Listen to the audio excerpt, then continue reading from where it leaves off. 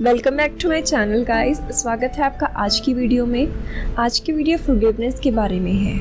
कहते हैं माफ़ करने वाला इंसान महान होता है। ज़िंदगी में एक ना एक बार सबसे गलती तो ज़रूर होती है। कुछ गलतियाँ बड़ी होती हैं तो कुछ गलतियाँ छोटी। आपने लोगों को ऐसा कहते बहुत बार सुना होगा, इसके लिए मैं तुम्हें कभी माफ़ नहीं करूँगा।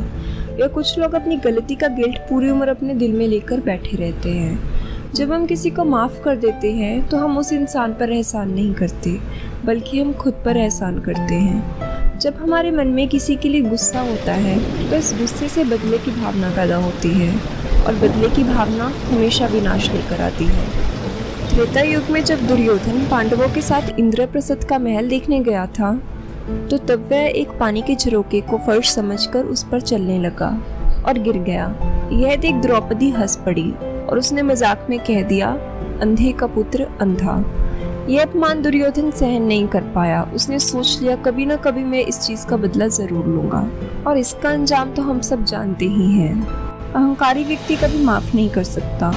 माफ़ करना और माफ़ी मांगना भले ही दो अलग चीज़ें हैं, पर इसका एक जैसा ही असर होता है। माफ़ करने और माफ़ी मांगने से एक व्यक्ति उस कर्ज से मुक्त हो जाता है जो उसके कंधों पर होता है। बहुत सारे लोग ऐसे होते हैं जो माफ़ करना या माफ़ी देना को बहुत हल्के में लेते हैं। वे किसी को मुंह से तो कह देते हैं या सिर्फ शब्दों से कह देते हैं कि जाओ मैंने तुम्हें माफ़ किया, पर अपने दिल में ये बात हमेशा याद रखते हैं कि सामने वाले ने मेरे साथ क्या किया था।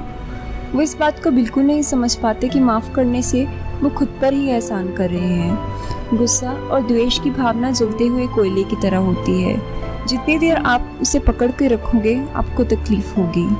कई बार होता है कि हम किसी को तब तक माफ़ नहीं कर पाते जब तक उसे उसकी किए की सज़ा न मिल जाए। हम उस इंसान के साथ बुरा होते देखना चाहते हैं या उसके प्रियजनों के साथ बुरा होता देखना चाहते हैं, और कभी कभी ईर्ष्या की भावना इतनी बढ़ जाती है कि हम खुद उसका बुरा करने की राह पर निकल लेते हैं। इससे होगा क्या, हम भी पाप के भागीदार हो जाएंगे। हम उस वक्त सिर्फ यह सोचते हैं, मेरे साथ इसने बुरा किया, इसे भी इसकी सज़ा मिलनी चाहिए। ईश्वर सब देखते हैं। वे हर जीव के इस जन्म और पिछले जन्म के कर्मों को भी याद रखते हैं। ईश्वर जो करते हैं अच्छे के लिए करते हैं। हम और आपको कोई हक नहीं है कि हम किसी को सज़ा दें। मैं आपको हमारे ही जैसे एक साधारण इंसान की कहानी सुनाती हूँ। ये कहानी है वेरिकटन की। वेरिकटन एक अमेरिकी फुटबॉलर हैं। उनका जन्म अमेरिका के लुइसियाना शहर में हुआ था।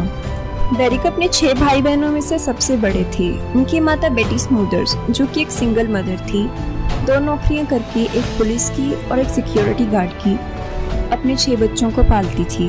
वेरिक उस समय सिर्फ 18 साल के थे जब उनकी माता बेटी स्मूदर्स को बेरहमी से मार दिया गया। उन्होंने अपने छोटे भाई बहनों की जिम्मेदारी अपने कंधों पर ले ली। आज वेरिक एक जाने माने फुटबॉलर हैं। जिस साल उन्हें रूकी अवार्ड से सम्मानित किया गया, उसी साल उन्होंने अपने चैरिटेबल ट्रस्ट की शुरुआत की। उनका charitable trust single parent families को घर देता है। इस चैरिटेबल ट्रस्ट की इंस्पिरेशन उनकी माँ थी।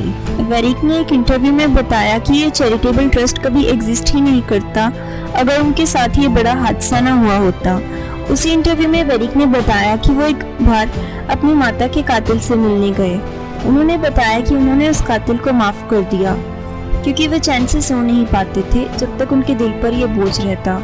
वेरिक तब तक उस दुखद घटना के कैदी थे जब तक उन्होंने अपने मन में इस बोझ को हल्का नहीं कर दिया। उन्होंने अपने साथ हुई ट्रेजेडी को काफ़ी पॉजिटिवली लिया। आज उनकी वजह से कितनी ऐसी फैमिलीज हैं जिनकी लाइफ चेंज हो पाई। किसी बात को मन में लेकर बैठे रहने से अच्छा है उसे भूलकर आगे बढ़ जाएं। जितनी देर तक आप उस बोझ को पकड़ कर रखेंगे आपको उतना ही भारी लगने लगेगा। नेल्सन मंडेला को जब 27 साल की जेल के बाद रिहा किया गया, तब अपार्थाइड सरकार से बदला लेने के बजाय उन्होंने रिकंसाइलेशन करने का निर्णय लिया, और उस दौरान उन्होंने अपनी एक स्पीच में कहा, यह एक बहुत ही बड़ी दुर्घटना थी कि मैंने अपनी ज़िंदगी के बेहतरीन साल जेल में रहकर बिताए, पर अगर मैं जेल में ना होता तो शायद मैं ज़िंदगी का सबसे मुश्किल काम कभी नहीं कर सकता था, जो कि था खुद को बदलना। मुझे ये मौका मिला क्योंकि मैं जेल में था। जेल में हमारे पास वो होता है जो कि हमें जेल की बाहर की दुनिया में कभी नहीं मिल सकता, और वो है बैठकर सोचने का मौका। नेल्सन मंडेला का एक बहुत ही क्यूट है, "You will achieve more in this world through the acts of mercy then you will through the acts of retribution. पर अब आप सोच रहे होंगे कि हर एक को माफ़ किया जा सकता है। अगर किसी को अपने किए पर पछतावा ही नहीं तो क्या उसे माफ़ कर देना चाहिए? हाँ, उसे तब भी माफ़ कर देना चाहिए। बेशक आप उस इंसान को भुलाना छोड़ सकते हैं और उस इंसान से सावधान रह सकते हैं।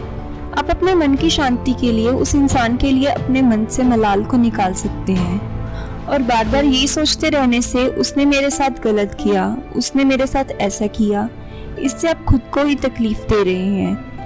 ये ऐसा है जैसे आपकी चोट थोड़ी सी बढ़ने के बाद आप उसे वापस खरीद दें। हमारी ज़िंदगी बहुत छोटी है, हमें नहीं पता कि अगले पल हमें सांस आएगी या नहीं, तो प्यार बांटें, खुशियाँ बांटें और माफ़ करने वाला हमेशा महान होता है और माफ़ी मांगने से कोई छोटा नहीं हो जाता। तो समय रहते माफ़ी मांग लें और माफ़ भी कर दें, कहीं आपको पछताना ना पड़े। वीडियो को लाइक कर दें, कैसी लगी वीडियो ये कमेंट करके बताएं और चैनल को ज़रूर सब्सक्राइब करें। Thanks for watching.